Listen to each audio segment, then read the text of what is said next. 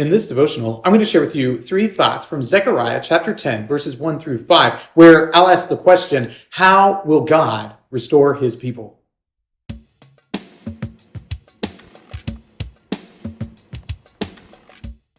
Zechariah chapter 10, verses 1 through 5 says, "Ask rain from the Lord in the season of the spring rain, from the Lord who makes the storm clouds, and he will give them showers of rain to everyone, the vegetation in the field. For the household gods utter nonsense, and the diviners see lies. They tell false dreams, then give empty consolation. Therefore the people wander like sheep. They are afflicted for a lack of a shepherd.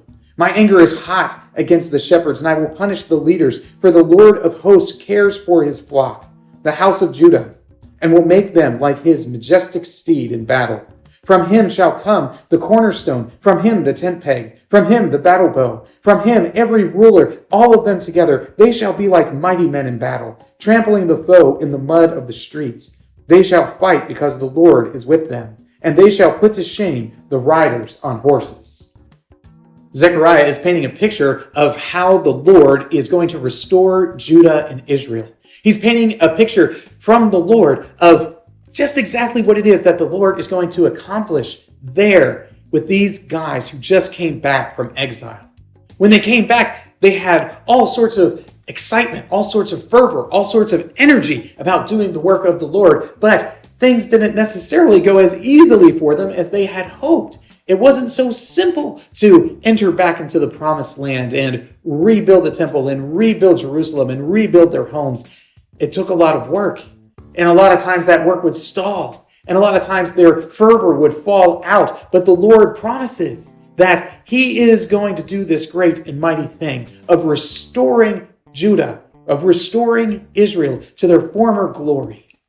Well, with this idea in mind, here are 3 thoughts from Zechariah chapter 10, verses 1 through 5, answering the question, how will God restore his people?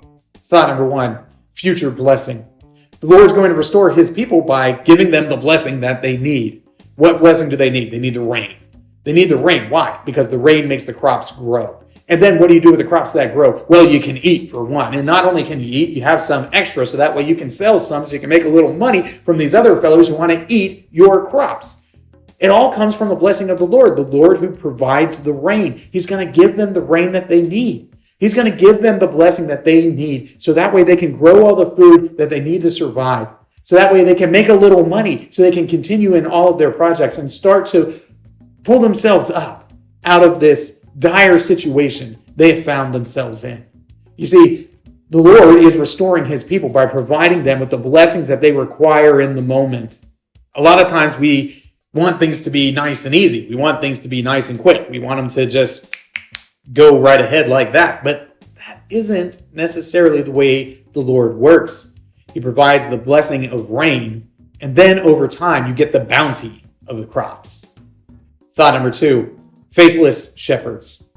One of the things that the Lord is going to do to restore his people is he's going to take these faithless shepherds and throw them out. These faithless shepherds, these leaders who are not guiding the people of Jerusalem, these people who are returning from exile in the right way. He's going to take these faithless shepherds and he is going to bring them low. They will no longer have those positions of authority, no longer have those positions of leadership. They are no longer going to be listened to. And it's because they were not faithful to the commands of God. They weren't rightfully teaching, rightfully leading, rightfully demonstrating God's purposes in the return from exile. And because of that, they're called faithless shepherds. It's quite an insult. It isn't one of those things that you want to be called. But this is what the Lord will do. He'll take those faithless shepherds, those leaders who have not lived up to the standard set before them, and he will cast them aside and bring in some shepherds who will do the work as he has commanded. Thought number 3, Judah's strength. The Lord is going to give Judah strength. He's going to give them the necessary might that they need. He is going to give them the power, the strength, the authority. This is what the Lord is going to provide. So while he promises a future blessing and he condemns those false leaders, those faithless shepherds who are guiding them in inappropriate directions, he is also going to give them the strength that they need to ultimately accomplish the purposes he has set out for them. This should give us some comfort. It should give us comfort to know that the Lord will provide sufficient strength for his people to do that which he has commanded. We can trust that the Lord will put before us tasks that are difficult, but also trust that he will give us sufficient strength to accomplish those tasks. So if you have something that the Lord has put before you to do, a good work prepared in advance for you to accomplish, believe that he has also given you the necessary strength, the necessary wisdom, the necessary perseverance to accomplish that task. It's easy to get discouraged when things aren't necessarily going your way. And the people of Israel were certainly feeling that. And Zechariah is coming and letting them know, you might be discouraged, and that's okay, but you need to trust that God is bringing about his purposes and utilizing his people to do so. These three thoughts come from the assigned reading of Zechariah chapters 8 through 14.